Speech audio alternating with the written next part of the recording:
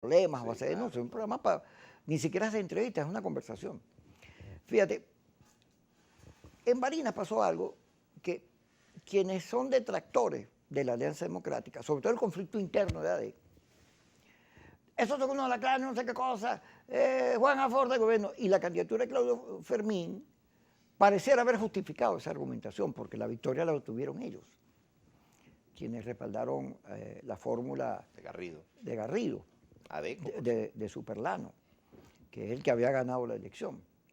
Ahora, eso que tú dices, sí pasó, pero en la percepción general del país, Barinas, que fue la elección hecha después, fue muy importante porque tenía un carácter simbólico.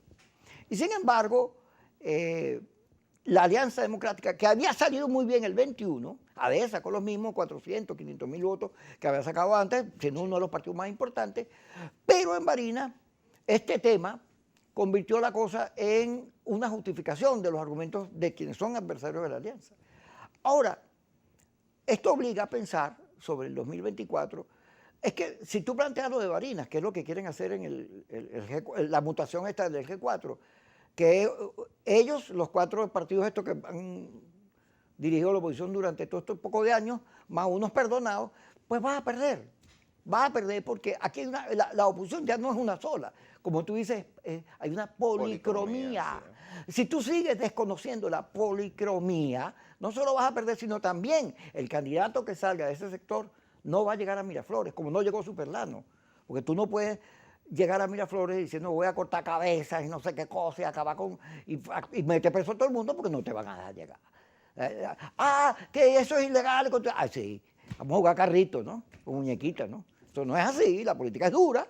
Y tú tienes que entender que va bien si tú te retratas con los alacranes y los alacranes con las ratas para ponerles también una etiqueta, pues eso es lo que da garantía de tolerancia. Porque si te toleras entre ti mismo, puedes tolerarme a mí, que soy tu adversario. Ahora, no pareciera que las reflexiones más... Aquí nadie se quiere retratar en grupo. Así es.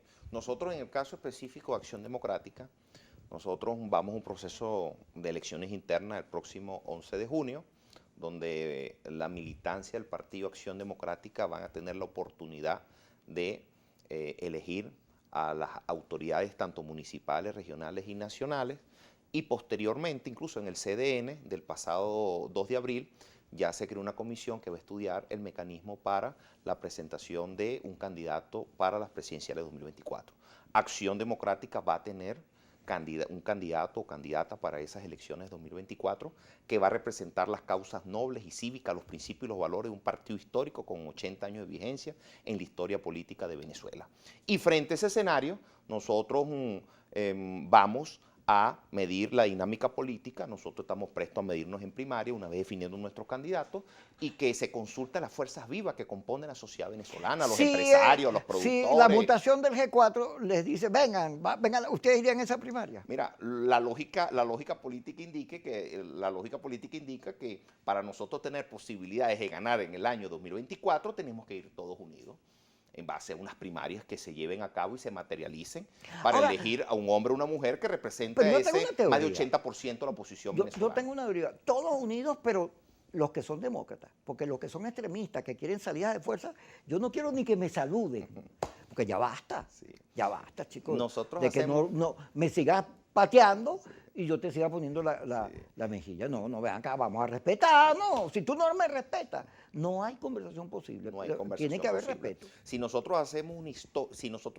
una visión retrospectiva de lo que sucedió en Venezuela, bueno, ahí está el 2005. En el 2005 no participamos en las elecciones parlamentarias. ¿Y cuál fue el resultado? 165 legisladores rojo-rojitos, una asamblea que fue proclive a la ley de la pero comuna, en esa decisión, a todo ese proceso. AD fue clave en esa decisión. Y fue un error político. En ese momento estaba bajo la conducción política el compañero Henry Ramos Alú. Y fue un error político no haber asistido a ese proceso eleccionario. Pero posteriormente, en el año 2017, no concurrimos también a las elecciones de la Asamblea Nacional Constituyente. Pero esa Asamblea Nacional Constituyente fue la que convocó las elecciones a gobernadores del 15 de octubre del 2017. Participamos en las elecciones de gobernadores para ese momento, Pero 3 meses después, el 10 de diciembre del año 2017, no participamos en las elecciones para elegir a los alcaldes que correspondía constitucionalmente. Entonces, cuando tú te lanzas una mirada retrospectiva, tú te das cuenta que cuando la oposición ha participado en abstención, en el inmediatismo, en el extremismo, en la violencia, en golpes de Estado, hemos salido tranquilados. Pero cuando la oposición se ha unido y ha participado a través de la vía pacífica, democrática y electoral, hemos logrado un proceso de acumulación de fuerza que ha puesto contra las cuerdas al gobierno. Ajá, fíjate, volviendo hacia atrás, cuando yo te pregunté sobre el éxito de Guárico, tú dices, bueno, allá estábamos haciendo informes, ¿no? Viendo a ver los problemas, señalándola, metiéndonos en los debates, una posición constructiva, ajá. Pero fíjate, en estos días Maduro dio una cadena sobre los emprendedores. La primera vez que yo escuché hablar de emprendedores fue el alcalde Duque de Chacao. Sí. Y después en la campaña electoral del 21, todo el mundo hablaba de abrir huecos para sacar agua y de emprendedores.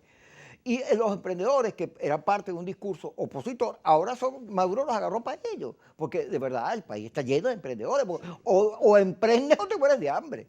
Entonces, también en las entrevistas que yo tenía en los procesos electorales, llega un momento en que un opositor y un gobierno hablan más o menos lo mismo.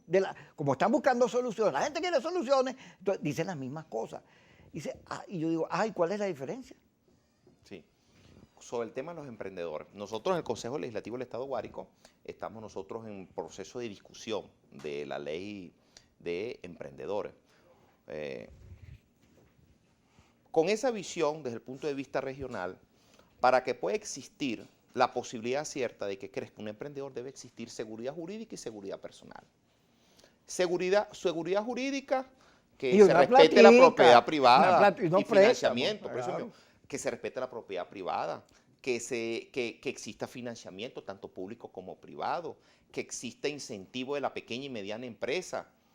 Seguridad personal, sí, que las delincuencias organizadas, en este caso en el Estado Guárico, no incidan en el proceso socioproductivo de crecimiento del pequeño y mediano productor, el aviguiato, el tema de las expropiaciones, el tema de las confiscaciones. Entonces, ese tema de ese emprendedor frente a esta situación de crisis que tenemos económica, social y política sin dimensiones en Venezuela, debe existir seguridad jurídica y seguridad personal para que pueda existir la posibilidad cierta de que los emprendedores construyan país, construyan en este país que es de idiosincrasia trabajadora, responsable y que tenemos el deber histórico de trabajar para lograr sacar